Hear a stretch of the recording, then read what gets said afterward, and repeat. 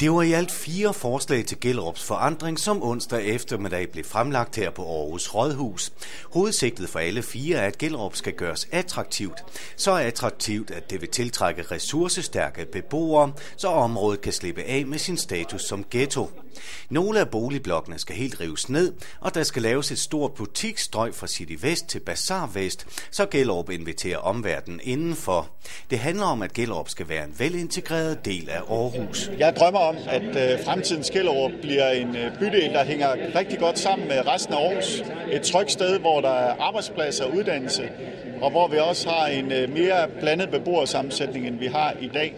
Sådan at det bliver et område, der går fra at være en udsat bydel til at være en attraktiv del af resten af Aarhus. Venstres borgmesterkandidat Gert Bjerregaard har dog sin skepsis over for borgmesterens store byggeplaner i Gellerup.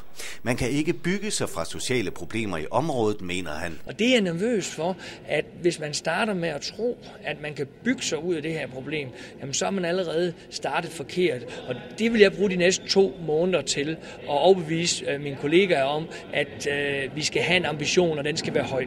Borgmesteren, som står i spidsen for den politiske styregruppe bag fremtidens Gellerup, erkender da også, at det bliver sin sag at vende udviklingen i Gellerup, og at byggeri ikke gør det alene. Vi har de sidste 30 år set, at det er gået i den forkerte retning med, at Gellerup hænger sammen med resten af Aarhus. Nu går vi i gang med et langt sejt træk for at bringe Gellerup tilbage til byen, kan man sige. Og det gør vi med en langsigtet plan, men også med nogle hurtige, konkrete initiativer, blandt andet i samarbejde med Østjyllands politi.